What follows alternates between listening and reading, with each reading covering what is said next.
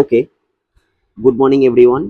আমরা এই চ্যানেলে একদম সুন্দর করে প্রতিটা গ্রামারের টপিক এবং আমাদের টেক্সটের যতগুলো টপিক আছে ওয়েস্ট বেঙ্গল এবং সিবিএসসি বোর্ডের, এই প্রতিটা টপিককে লজিক্যালি বুঝবো। ঠিক আছে, আজকে আমরা যেই চ্যাপ্টারটা পড়বো সেটা হচ্ছে টেন্স এবং টাইম। এতদিন তোমরা কি করেছো? টেন্সকে মুখস্থ করেছো এবং পড়ে তোমাদের কি করেছো? সময় নষ্ট করে দিয়েছো এবং বুদ্ধি দুটোকেই নষ্ট করে দিয়েছো। আমরা আজকে এই ভিডিওতে একদম ডিটেলসে লজিক সহ টেন্স এবং টাইম এই চ্যাপ্টারটাকে খুব ভালো করে শিখবো। একটু মন দিয়ে ভিডিওটাকে দেখো। আশা করা যায় তোমার যত ডাউট আছে আজকের পর আর কোনো ডাউট থাকবে না, এবং যদি পুরো ডাউটগুলো ক্লিয়ার হয়ে যায় তাহলে অবশ্যই ভিডিওটাকে তখন শেয়ার করো। আমি প্রথমে তোমাকে শেয়ার করতে বলবো না, পুরো ভিডিওটা দেখো। যদি তোমার মনে হয় কন্টেন্ট ভালো তাহলে গিয়ে তুমি শেয়ার করো। ওকে, আমরা একদম সবার প্রথম চলে আসি যে টেন্স। এবার এই টেন্স কথাটার মানে কি? টেন্সকে বাংলাতে বলা হয়ে থাকে সময় কার্য। টেন্স কথাটার তাহলে বাংলা অর্থ কি? টেন্স কথাটার বাংলা অর্থ হচ্ছে সময় কার্য। ঠিক আছে। আর স্যার হোয়াট ইজ টেন্স? এই ধরো আমরা কোনো কথা বলছি, মানে আমি এখন তোমাকে পড়াচ্ছি বা তুমি আমার কথাটাকে শুনছো, বা তুমি সাধারণত যখন কোনো কিছু লেখো তখনই সেটা টেন্স হয়ে যায়। অর্থাৎ যখন কোনো কিছু আমরা বলি, যখন কোনো কিছু আমরা লিখি, সেই সমস্ত সেন্টেন্সই হচ্ছে আসলে একটা টেন্স। যেমন ধরো তুমি বলছো I am going to school. এই যে সেন্টেন্সটা তুমি লিখলে, এই সেন্টেন্সে কি করছো? তুমি একটা টেন্স লুকিয়ে আছে। কি কি টেন্স লুকিয়ে আছে? এই টেন্সের মধ্যে একটা টাইম লুকিয়ে আছে এবং একটা কাজ লুকিয়ে আছে। কি কাজ? অ্যাম আছে, অ্যাম মানে হচ্ছে সময়, বর্তমানে সময়কে বোঝাচ্ছে। আর গোয়িং, গোয়িং হচ্ছে যাওয়া, কাজ, এই কাজটাকে বোঝাচ্ছে। এবার এই যে কি করে সময় আর কাজকে খুঁজে পাচ্ছি, সেটাই হচ্ছে আজকের এই ভিডিওর আলোচনা। তো দেখো, সময়কে না তিন ভাগেই ভাগ করা যায়। একটা হচ্ছে প্রেজেন্ট সময়, একটা হচ্ছে পাস্টের সময় এবং একটা হচ্ছে ফিউচারের সময়। ঠিক আছে। অর্থাৎ কোনো কাজ হয় বর্তমানে হবে, নয় অতীতে হবে, নয় ফিউচারে হবে। অর্থাৎ তোমার বর্তমানে টেন্স নিয়ে একটা সমস্যা আছে, তাই তুমি ভিডিওটাতে ক্লিক করেছো। আর এই যে তোমার সমস্যাটা ছিল, বেশ কিছু মাস হতে পারে, বেশ কিছু বছর হতে পারে, এটা তোমার অতীত। এবং এই ভিডিওটা দেখার পর আর তোমার কখনো টেন্স নিয়ে ডাউট থাকবে না, এটা হবে তোমার ভবিষ্যৎ। ঠিক সেরকম কাজকেও না আমরা বেশ কিছু ভাগে ভাগ করতে পারি। কি কি? প্রথমে আছে কন্টিনিউয়াস, অর্থাৎ যখন কোনো কাজ কন্টিনিউ হয়। কন্টিনিউ থেকে এসেছে কন্টিনিউয়াস। যখন কোনো কাজ শেষ হয়ে যায়, পুরোপুরি কমপ্লিট পারফেক্টলি ভাবে কাজটা কাজটা শেষ হয়ে যায়, তখন আমরা তার নাম দিয়েছি পারফেক্ট। আচ্ছা স্যার, পারফেক্ট কন্টিনিউয়াস মানে কি? যখন কোনো কাজের কিছুটা শেষ হয় এবং কিছুটা তারপরেও চলতে থাকে। ওকে, তখন সেটাকে বলা হয়ে থাকে পারফেক্ট কন্টিনিউয়াস। মানে সহজ করে একটা এক্সাম্পল দিয়ে বোঝাই, ভালো করে শোনো। এক্সাম্পলটা হচ্ছে এরকম। ধরো তুমি একটা বাড়ি বানাচ্ছ এবং বাড়ির নিচের তলাটা তুমি কমপ্লিট করেছো এবং আবার উপর তলাটা তৈরি করছো। বেশ কিছু মাস পর পুরো কাজটা কমপ্লিট হলো। তার মানে কি? তোমার নিচের তলার কাজটা কমপ্লিট হয়ে গেছিল, তারপরে উপর তলার কাজটাকে কন্টিনিউ করছিলে। তো এই কিছুটা কাজ কমপ্লিট হয়ে যাওয়া এবং কিছুটা কাজ চলতে থাকা, এইটা থেকেই এসেছে পারফেক্ট কন্টিনিউয়াস। অর্থাৎ কিছুটা শেষ হয়ে গেছে তাই নাম হয়েছে পারফেক্ট, আর কিছুটা এখনো চলছে তাই তার নাম হয়েছে কন্টিনিউয়াস। এইবার আমরা একটু শিখে নিই যে টাইম কি করে আমাদেরকে হেল্প করে একটা টেন্সকে চিনতে। ধরে রাখো আমরা এটাকে তিনটে ভাগ করে দিই এবং ভেবে নিই এই তিনটে আলাদা আলাদা বাড়ি। একটা বাড়ির নাম দিয়ে দিই প্রেজেন্ট বাড়ি, একটা বাড়ির নাম দিয়ে দিই পাস্ট বাড়ি, একটা বাড়ির নাম দিয়ে দিই ফিউচার বাড়ি। এবং এইবার বাড়ি আছে মানে এই বাড়িতে মেম্বার বসাতে হবে, নয়তো বাড়ি ভূতের বাড়ি হয়ে যাবে। তো প্রেজেন্ট বাড়িতে কি করে? 7জন মেম্বার থাকে। কে কে থাকে? অ্যাম থাকে, ইজ থাকে, আর থাকে, have, has, do, does. Past বাড়িতে কারা থাকে? পাস্ট বাড়িতে থাকে হচ্ছে মাত্র 4জন মেম্বার। কি কি মেম্বার থাকে? ডিড থাকে, হ্যাড থাকে, ওয়াজ থাকে এবং ওয়্যার থাকে। অর্থাৎ মাত্র 4জন, স্বামী স্ত্রী এবং 2 সন্তান। এরকম করে তুমি মনে রাখতে হবে। ফিউচার বাড়িতে কারা থাকে? মাত্র 2জন থাকে, শ্যাল আর উইল। Is it clear? যদি এটা ক্লিয়ার হয়ে থাকে তাহলে আমরা শিখে গেলাম যে প্রেজেন্ট বাড়িতে কোন কোন মেম্বার থাকে, পাস্ট বাড়িতে কোন কোন মেম্বার থাকে এবং ফিউচার বাড়িতে কোন কোন মেম্বার থাকে। এবার যদি আমরা এটাকে বুঝে যাই যে ফিউচার বাড়িতে কোন কোন মেম্বার থাকে, পাস্ট বাড়িতে কোন কোন মেম্বার থাকে, তখন আমাকে একটা কথা বলো তো, এই টেন্সগুলোকে ফাইন্ড আউট করে দেখো যে কোন বাড়ির মেম্বার এই সেন্টেন্সগুলোতে উপস্থিত আছে। তুমি কি বলবে? প্রথম সেন্টেন্সটা ভালো করে দেখো, everything has become very expensive this days. এই সেন্টেন্সটাতে তুমি কি দেখতে পাচ্ছ? হ্যাজ দেখতে পাচ্ছ। হ্যাজ কোন বাড়ির মেম্বার? তুমি বলবে স্যার হ্যাজ প্রেজেন্ট বাড়ির মেম্বার, একটু আগেই আপনি লেখালেন। তুমি বলবে এই সেন্টেন্সে ইজ দেখতে পাচ্ছি, ইজ কোন বাড়ির মেম্বার? ইজ হচ্ছে প্রেজেন্ট বাড়ির মেম্বার। অর্থাৎ এই দুটো সেন্টেন্সই প্রেজেন্ট টেন্সে আছে। দুটো সেন্টেন্সই কোন টেন্সে আছে? দুটো সেন্টেন্সই প্রেজেন্ট টেন্সে আছে।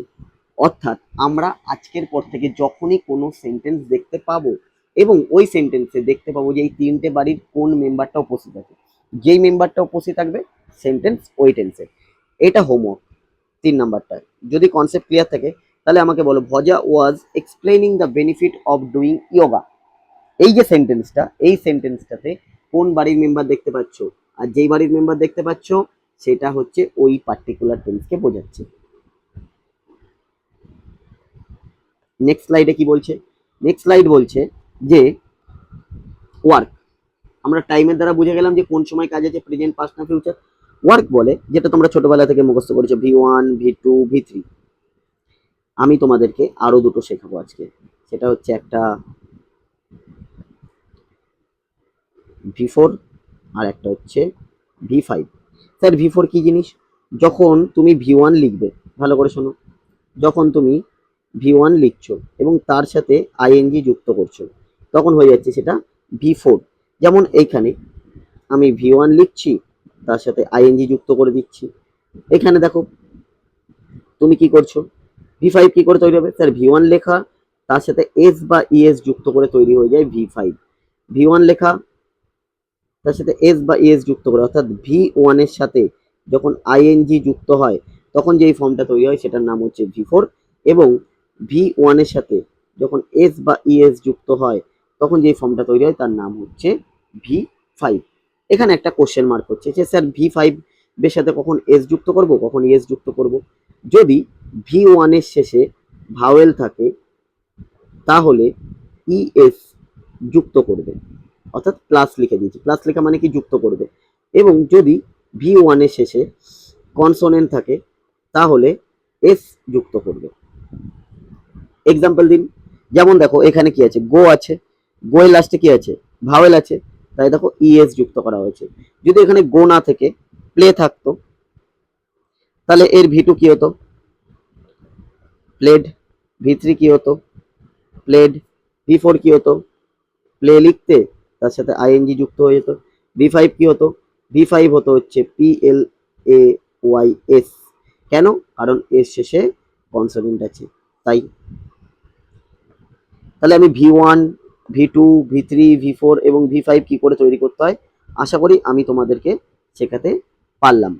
এইবার এই V1, V2, V3, V4 এর সাহায্যেই আমি বাদবাকি টেন্স চিনতে শিখবো। কি করে বাদবাকি টেন্স চিনতে শিখবো?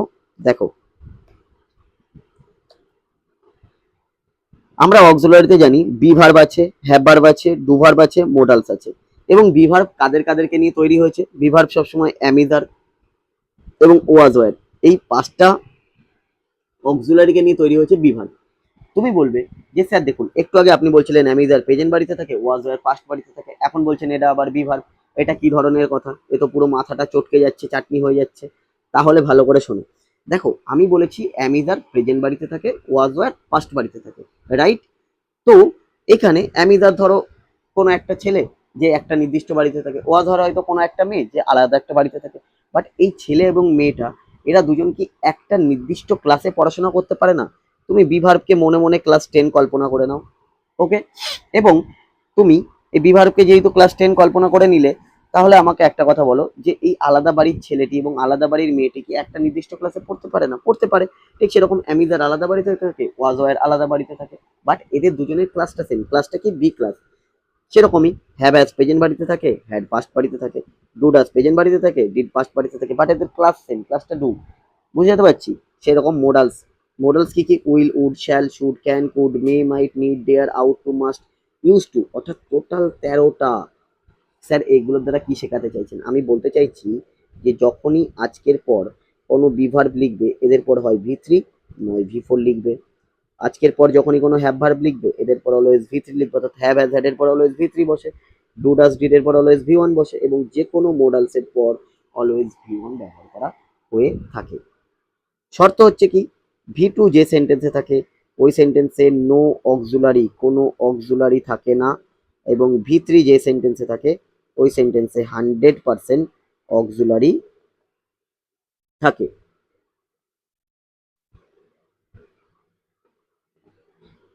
কারণ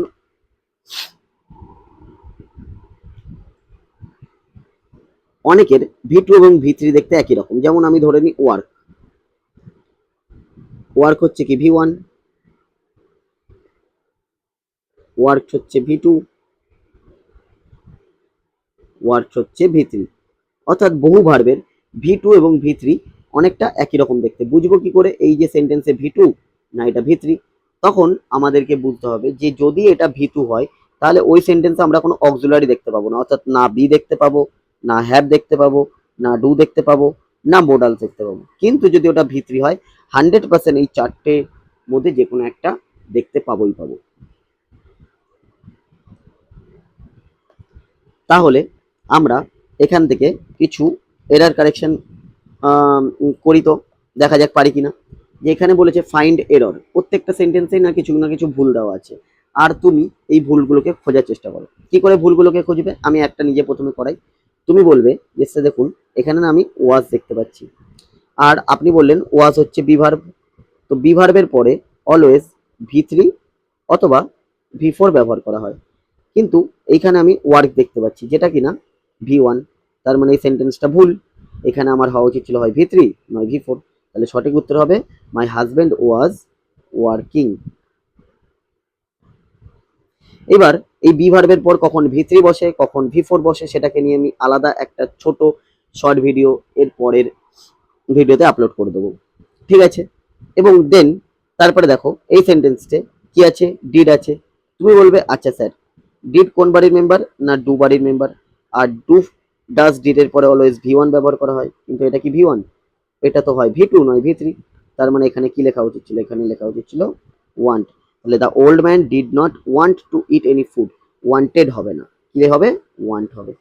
ঠিক সেরকম এই সেন্টেন্সে please do not disturb to me as I am reading book, তুমি কি বলবে? অ্যাম আছে, অ্যাম বিভার্ব, বিভার্বের পরে স্যার আপনি ভি4 বসাতে বলেছেন, তো এখানে এই জায়গাটা ঠিক আছে। এখানে স্যার কি আছে? ডু আছে, বাট ডু এর পরে কি করে ভি5 বসে গেল? কারণ এস বাই এস যুক্ত হয়েছে না, তো সেন্টেন্সটা ভুল। এই সেন্টেন্সে হওয়া উচিত ছিল ডিস্টার্ব, কারণ ডু ডাজ ডিড এর পরে অলওয়েজ ভি1 ব্যবহার করতে হয়।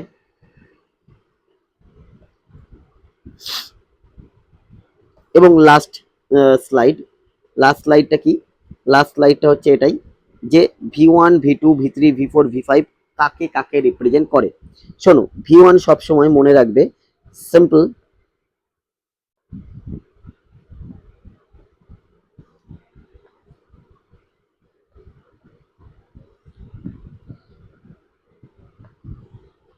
ভি1 সবসময় মনে রাখবে সিম্পল বা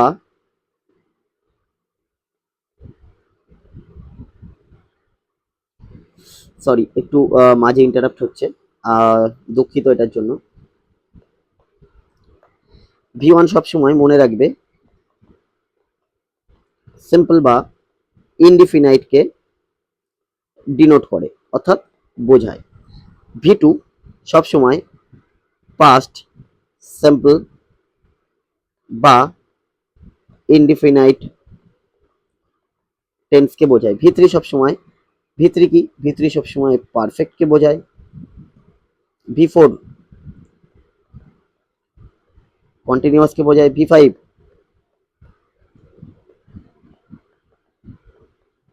প্রেজেন্ট সিম্পলকে বোঝায়। এইবার আমার কাছে কিছু কোশ্চেন আছে। Find tense, find tense, tense find out করো। কি করে? ওই টাইম প্লাস ওয়ার্ক এর হেল্প নিই, অর্থাৎ টাইমে কোন কোন বাড়ির মেম্বার আছে সেটা আমাকে দেখতে হবে, এবং ওয়ার্কে V1, V2, V3, V4, V5 এগুলোকে দেখে। তুমি কি বলবে? উইল, উইল কোন বাড়ির মেম্বার? উইল হচ্ছে ফিউচার বাড়ির মেম্বার স্যার। গো, গো কোন ফর্ম অফ ভার্ব? গো হচ্ছে স্যার V1। V1 সমান সমান আমি এখানে কি লিখেছি? সিম্পল বা ইনডিফিনাইট। তার মানে এটা হচ্ছে সিম্পল টেন্স, অর্থাৎ ফিউচার সিম্পল বা ফিউচার ইনডিফিনাইট। তুমি এখানে কি বলবে? এম, এম কোন বাড়ির মেম্বার? এম হচ্ছে প্রেজেন্ট বাড়ির মেম্বার। ঠিক আছে, তাহলে এখানে আমাকে টাইম হেল্প করে দিল। এবার কাজ, ওয়ার্ক, ওয়ার্ক কি বলছে? এখানে আছে রোলিং। রোলিং কি? ভার্বের সাথে আইএনজি যুক্ত করা, যেটা V4 কে বোঝায়। আর V4 সমান সমান কি লিখেছি? V4 সমান সমান লিখেছি কন্টিনিউয়াস। তাহলে এটা হচ্ছে কন্টিনিউয়াস। অর্থাৎ দেখো কত সহজ করে আমরা টাইম আর ওয়ার্ক এই দুটো জিনিসের ব্যবহার করে শিখে গেলাম কি করে একটা টেন্সকে ফাইন্ড আউট করতে হয়, একটা টেন্সে কি কি এরার থাকলে সেই এরারগুলোকে বুঝে নিতে হয়, এবং মাত্র একটা ছোট ওয়ার্ডের দ্বারা আমরা একদম চোখে দেখে বলে দিতে পারবো যে এটা প্রেজেন্ট টেন্সে আছে, না এটা পাস্ট টেন্সে আছে, না এটা ফিউচার টেন্সে আছে। যদি এই ভিডিওটা তোমাদের ভালো লাগে এবং নতুন কিছু শিখতে পারো, তাহলে ভিডিওটাকে তুমি শেয়ার করো, লাইক করো, এবং কমেন্ট করে জানিও যে তোমার ভিডিওটা কেমন লাগলো। এর পরের ভিডিওতে আমি তোমাদেরকে বলবো যে বি ভার্বের পর কখন V3 ব্যবহার করা হয় এবং বি ভার্বের পর কখন V4 ব্যবহার করা হয়, এবং টেন্সের আরো অনেকগুলো পরপর পরপর পার্ট আসতে থাকবে। তোমরা এই পার্টগুলোকে দেখতে থাকো, গোটা টেন্স চ্যাপ্টারটা নিয়ে তোমার যা ডাউট আছে সমস্ত ডাউট ক্লিয়ার হয়ে যাবে। ঠিক আছে,